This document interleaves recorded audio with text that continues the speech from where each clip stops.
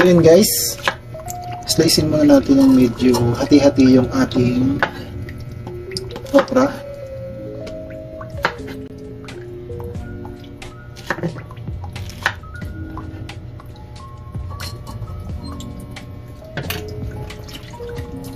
Yan, lasan natin. Yan, next, yan yung ating native na talong.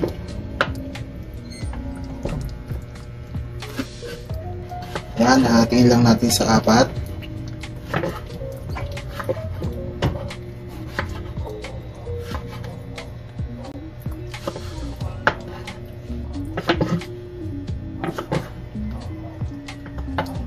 Next, yung ating sitaw. Yan, hati-hatiin lang natin yan. Yan. So, ang gagawin natin dyan guys is magluluto tayo ng gulay. Then, sasamahan natin ng seafoods. Tapos guys, may nabili tayo ng saluyot. Yan, isasama rin natin to. Then, meron din tayong talbos ng kamote. Yan, isasama natin to dito sa ating lulutuin na gulay. Ayan, nakapagsalang na rin tayo ng rice. Hintayin lang natin maluto.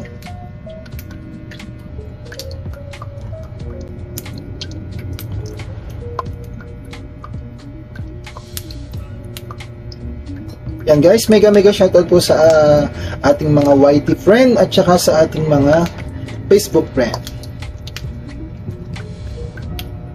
Okay, healthy gulay muna tayo ngayon ang ating for today's video. Yan. Atin munang himay-himayin yan.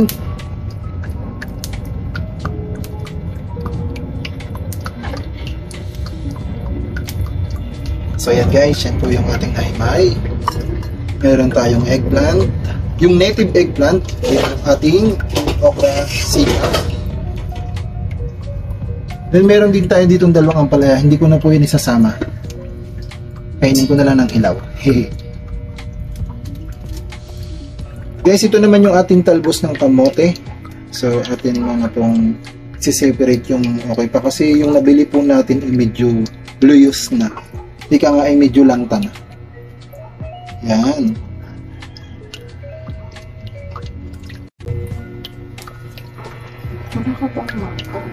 Then, yan yung ating saluyot. Yan. Kukunin natin yung nakadahon niya.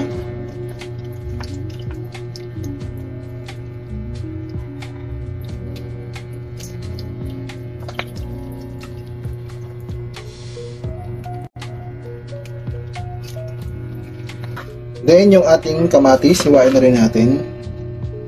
Tanggalin lang natin yung pinakadulo niya.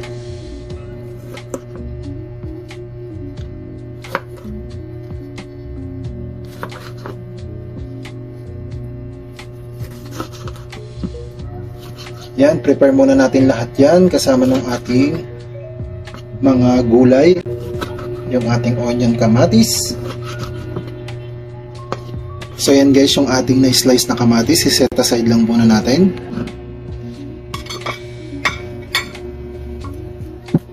Next yung ating onion.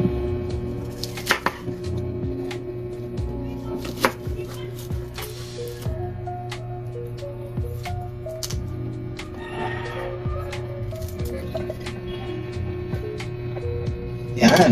Set aside lang natin to guys. So yan guys, yun yung ating seafood. Yan, mayroon tayong nabili ditong hipon.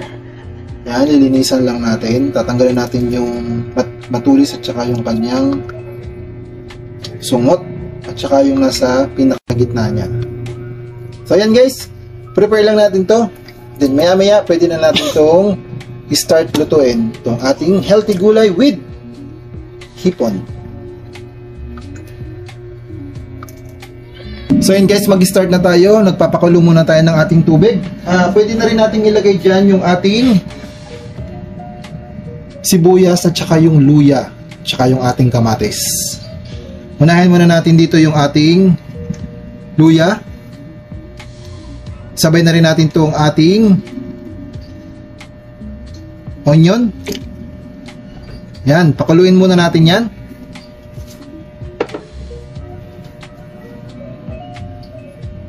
Then, i-cover lang natin. Ay, ang laki ng pang-taklik. Ganito natin. Yan. Yan guys, kumukulo na po. Pwede na natin ilagay yung ating kamatis.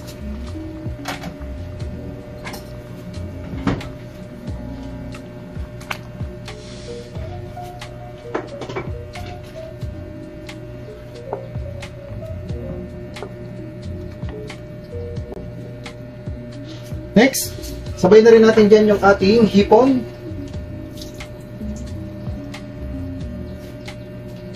Lagay na natin.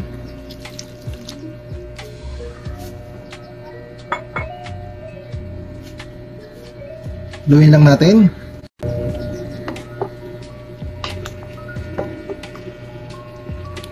Pakuluin lang natin itong maigi.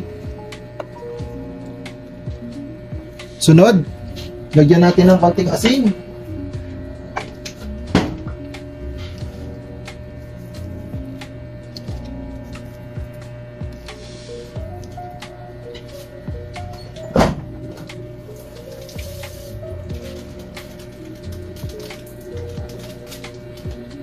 Then, lagyan natin ng konting MSG.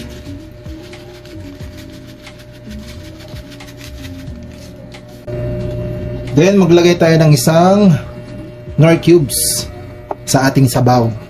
Yan, haluin lang natin. Bango niya guys. Yan, pakaluin lang natin maigi. Dagdagan lang natin ng konting asin.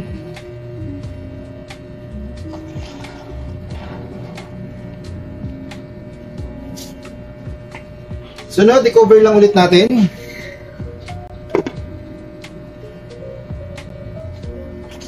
Ayan guys, open lang natin. Kumulong-kulo na po siya. Pwede na po natin ilagay dyan yung ating gulay. Ilalagay na po natin dyan yung ating talong, okra, at saka yung ating sitaw. Ayan, sabay-sabay na natin.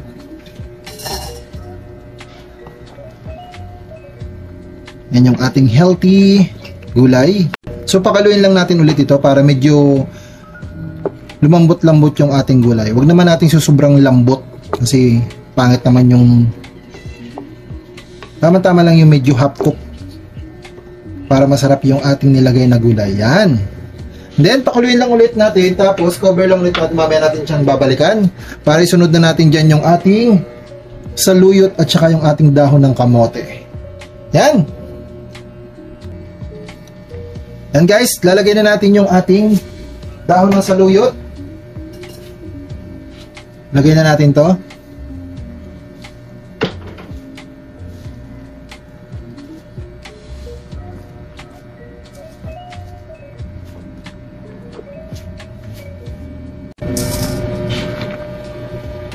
Dahil malapit nang maluto itong ating bagong recipe for today.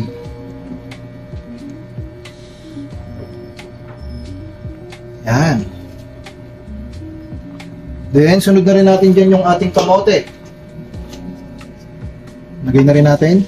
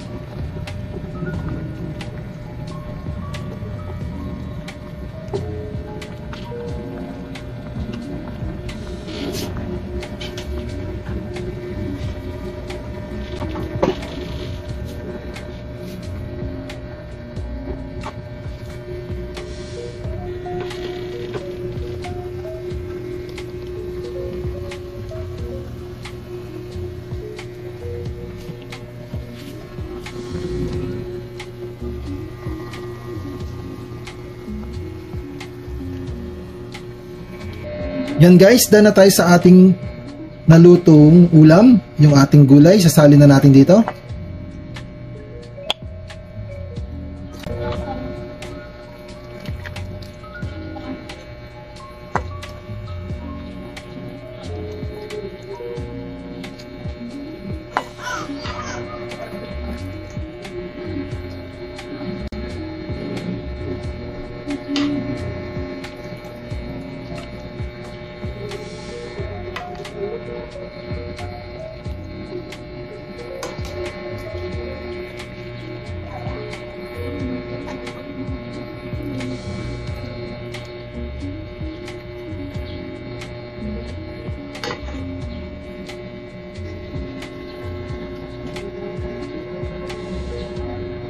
So yun guys, na po tayo sa ating bagong recipe for today, ang ating healthy gulay with seafood, yung ating shrimp. So guys, na po tayo at sinamahan din po natin ng slices na mangga at saka yung ating pineapple. So guys, hanggang dito na lang po yung ating video. Sana po nagustuhan ninyo. Kung ready na kayo, tara, kain tayo!